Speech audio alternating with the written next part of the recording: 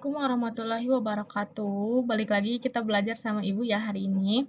Nah, hari ini kita belajar di tema 3, subtema 1, pembelajaran kelima. Kompetensi dasarnya 3.2 menganalisis perubahan sosial budaya dalam rangka modernisasi bangsa Indonesia. 4.2-nya menyajikan hasil analisis mengenai perubahan sosial budaya dalam rangka modernisasi bangsa Indonesia. Tapi sebelum itu, Ibu ingin nanya nih, kemarin kita belajar apa nih? Kira-kira ada yang masih ingat? Iya betul, belajar tentang tokoh dunia ya, Thomas Alva Edison. Nah, kira-kira Thomas Alva Edison itu menemukan apa? Betul, bola lampu pijar ya.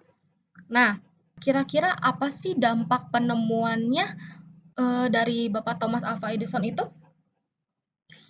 Dampak bola lampu bagi kehidupan kita sehari-hari apa? Ya, ketika malam kita bisa menerangi ya, jadi nggak gelap. Intinya kita bisa beraktivitas di malam hari ya. Contohnya kita bisa belajar di malam hari dengan penerangan, terus bisa juga memasak di malam hari karena adanya penerangan. Seperti itu. Mungkin dulu juga memang sebelum ada lampu juga ada juga sih penerangan, contohnya kayak mungkin lilin atau patromak. Tapi kan kalau lampu ini kualitasnya lebih bagus gitu, jadi lebih terang gitu dibandingkan dengan patromak dan lilin ya, kayak gitu ya anak-anak. Kita masuk ke tema 3 subtema 1 pembelajaran kelimanya. Menurutmu bagaimana kehidupan masyarakat sebelum ada bola lampu dan sesudah ada bola lampu? Oh, ini sama ya pertanyaannya kayak Ibu tadi. Gimana nih kehidupan sebelum ada bola lampu? Ya, sebelum ada bola lampu tentunya kalau belajar kita gelap ya. Nah, ini contohnya nih memakai lilin ya sebelum ada bola lampu. Tapi setelah ada lampu, tentunya kita belajar bisa lebih terang lagi, terus memasak bisa lebih terang lagi, terus misalkan bapak-bapak nih yang kerja lembur atau di kantornya yang lembur malam bisa karena ada penerangan lampu ya, seperti itu. Lanjut, selain bola lampu, masih banyak lagi alat-alat yang ditemukan yang merubah kehidupan sosial budaya masyarakat. Di antaranya adalah ditemukannya smartphone. Nah, jadi seiring bertambahnya zaman, seiring berjalannya zaman dari waktu ke waktu, itu banyak banget penemuan-penemuan baru. Contohnya itu tadi ya, bola lampu, terus sekarang ada juga smartphone, terus di bidang transportasi juga ada ya. Nah, kalau smartphone nih, perubahan sosial akibat semakin canggihnya teknologi, terutama smartphone. Kita baca bareng-bareng ya anak-anak. Perubahan akan selalu berjalan dan pasti akan terjadi. Kita mau atau tidak, semua akan terus berjalan, baik cepat atau lambat. Hanya bagaimana kita meresponnya. Kita akan mengikuti perubahan tersebut atau hanya diam saja, atau bahkan menolak akan perubahan. Perubahan dapat memberikan kita manfaat, namun juga dapat membuat kita terlena. Perubahan sosial akibat dari perkembangan zaman, terutama semakin canggihnya teknologi di era sekarang ini juga memberikan dampak positif maupun negatif ya. Secara harfiah teknologi berasal dari bahasa Yunani yaitu teknologia yang berarti pembahasan sistematik mengenai seluruh seni dan kerajinan. Istilah tersebut memiliki akar kata tekne dalam bahasa Yunani kuno berarti seni atau art atau kerajinan, craft ya. Dari makna harfiah tersebut, teknologi dalam bahasa Yunani kuno dapat didefinisikan sebagai seni memproduksi alat-alat produksi dan menggunakannya. Definisi tersebut kemudian berkembang menjadi penggunaan ilmu pengetahuan sesuai dengan kebutuhan manusia. Kemajuan teknologi memberikan manfaat dalam berbagai bidang. Kemajuan teknologi akan terus terjadi karena pengetahuan juga semakin meningkat, pendidikan juga semakin baik. Ya, jadi intinya dari teks ini dari zaman ke zaman, dari zaman dulu ke zaman sekarang tentunya banyak banget perubahan-perubahan teknologi ya yang berkembang pesat ya. Contohnya ini HP. Dulu mungkin HP nggak kayak gini ya anak-anak ini. Lihat di gambarnya ya. Kalau HP sekarang kayak gini ya. Kalau dulu itu nggak kayak gini. Dulu itu HP-nya kecil, terus tidak ada kamera. Kalau sekarang kan smartphone ya, HP pintar itu memiliki kamera, terus fiturnya aplikasinya banyak, ada WhatsApp, Instagram, media sosial ya. Pokoknya kalau dulu belum ada ya. Nah, terus di bidang transportasi juga banyak perubahannya. Misalkan dulu nih kita kalau mau contoh misalkan kita mau ke Arab nih, kita nggak bisa naik pesawat karena mungkin dulu belum ada pesawat. Tapi dulu itu memakai contohnya perahu ya, orang-orang harus ngedayung lama kan. Kalau sekarang kan dengan seiring berjalannya perkembangan teknologi, sudah ada pesawat, kapal laut, ya, mobil, ya. Jadi untuk menempuh jaraknya lebih cepat, kayak gitu. Nah, ini nih contohnya nih, contoh handphone zaman dulu ya dan zaman sekarang. Kemunculan handphone dari tahun ke tahun semakin meningkat, yang awalnya hanya dapat digunakan untuk SMS, telepon, kemudian sekarang dapat digunakan dalam segala hal, seperti komputer atau laptop. Semakin canggihnya smartphone dapat berdampak positif maupun negatif untuk masyarakat itu sendiri. Semakin canggihnya smartphone, solidaritas antara individu juga berkurang. Dahulu begitu banyak permainan tradisional, banyak teman, dan kedekatannya begitu erat. Namun bisa kita lihat bahwa sekarang anak-anak sejak kecil sudah diberikan handphone dan menggunakan game online. Ya, jadi kalau dulu itu kita itu lebih banyak ngobrol sama teman, lebih banyak bermain sama teman. Nih contohnya di gambar satu nih, kalian pernah nggak main ini nih?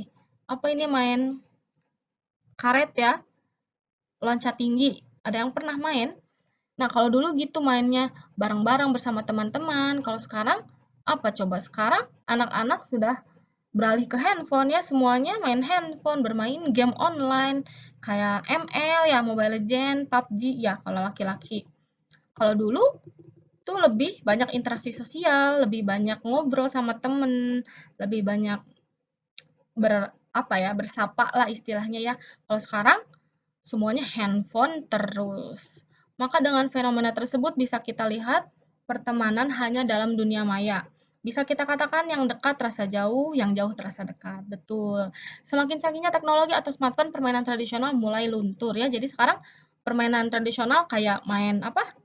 Ini lompat tali ya, ucing-ucingan ya, udah jarang ditemukan. Nah, selain itu, ada juga dampak positif dari HP atau smartphone. Berikut adalah dampak positifnya nih. Yang pertama, mempermudah komunikasi. Ya, jadi kalian contohnya kalau mau misalkan mau menanyakan PR nih ke si A, kalian nggak perlu ke rumahnya, cukup di WhatsApp aja ya, jadi lebih cepat. Terus sebagai media hiburan, ya kalau kalian bosen, kalian bisa main games, jadi nggak bosen lagi ya gitu. Terus meningkatkan pengetahuan, ya kalian bisa searching tentang pelajaran di internet mah banyak ya, kalian bisa menjelajah, jadi nggak ada alasan tidak bisa ya, kaliannya harus bisa ya, karena eh, Google atau handphone ini sudah bisa kita katakan sebagai jendela dunia ya. Meningkatkan kenyamanan dalam belajar, kesediaannya teknologi yang lebih canggih ya. Kalian bisa baca sendiri ya ke bawahnya. Lanjut, oh ini dampak negatifnya ya, dampak negatif dari smartphone. Berikut beberapa dampak negatif dari penggunaan smartphone di dunia pendidikan. Tidak fokus saat belajar. Kira-kira kalian fokus nggak pada saat kita belajar menggunakan handphone? Kebanyakan tidak ya, karena ketika kita belajar menggunakan handphone, kita jenuh, lama-lama kita pengennya ke, ke aplikasi lain, pindah ke aplikasi lain, pengennya tuh muka YouTube, nonton yang lain gitu kan, nggak mau nonton pelajaran ya, jadi nggak fokus. Terus dapat menyebabkan kecanduan. Ya, handphone itu menyebabkan kecanduan ya, jadi pengen main terus ya kalian pastinya. Kurangnya interaksi sosial di kehidupan nyata, betul ya, jadi kurang banget nih ngobrol sama temen, jarang karena kita seringnya mainnya HP ya, bukan ngobrol sama temen lagi, sekarang mah udahnya HP langsung. Terus prestasi akademik menurun, pasti ini mah ya, karena seringnya main handphone, main games, jarang belajar, otomatis prestasi kita menurun di sekolah ya. Membuat kurang berempati dengan lingkungan sekitar, meningkatkan level kecemasan dan depresi. Risiko penyalahgunaan smartphone. Ini kalian baca aja sendiri ya sampai bawah ya. Lanjut, melalui penjelasan tersebut ada banyak dampak positif dan negatif penggunaan smartphone ya tadi ya dalam dunia pendidikan. Baik sebagai pengguna smartphone lebih bijak dalam penggunaannya terutama bagi para pelajar sehingga dapat meminimalisir dampak negatif dari penggunaan smartphone. Nah, di sini ada tabel ya pengaruh smartphone dalam kehidupan sehari-hari. Kalian boleh diisi ya, ini dampak positifnya smartphone itu seperti apa. Tadi Ibu udah jelasin dan di atas juga udah ada ya bacaannya. Kalian bisa tulis di sini. Dampak negatifnya apa juga ditulis. Yang penting kalian tahu nih, misalkan dampak positifnya apa, dampak negatifnya apa, dan mengerti gitu ya. Boleh diisi di situ. Ya, selanjutnya kita berlatih 3.2 IPS. Ini nggak ada halamannya ya? Oke, nggak apa-apa. Latihan 3.2, jawablah pertanyaan-pertanyaan di bawah ini dengan benar. Ini muatan IPS ya, yang tadi awal kita belajar mengenai apa tadi? Bola lampu ya, perkembangan teknologi. Jawablah pertanyaan-pertanyaan di bawah ini dengan benar. Yang pertama, jelaskan bagaimana kehidupan masyarakat sebelum NASA sudah ditemukan bola lampu. Ini tadi sudah dibahas ya. Kalian pasti bisa mengisi. Apakah yang kamu ketahui tentang teknologi? Nih, apa yang kamu ketahui tentang teknologi? Coba sebutkan di sini isi ya. Sebutkan perbedaan antara handphone zaman dulu dengan smartphone yang ada saat ini. Boleh, tadi sudah ada ya di atas jelas. Tuliskan 5 dampak positif dari ditemukannya smartphone. Ini juga ada, dampak negatifnya juga ada. Silahkan diisi latihan 3.2-nya, lalu dikumpulkan ke Ibu ya. Oke, mungkin sekian pembelajaran hari ini. Semoga apa yang Ibu jelaskan, apa yang Ibu tampilkan di layar ini, kalian mengerti ya. Dan semoga kalian semua selalu diberikan kesehatan oleh Allah, dijauhkan dari penyakit ya, karena sekarang juga lagi musim COVID atau Corona ya. Jadi Ibu harap kalian selalu bisa menjaga kesehatan, jangan lupa cuci tangan, memakai masker keluar ya. Oke, segitu aja yang bisa Ibu sampaikan. Wassalamualaikum warahmatullahi wabarakatuh.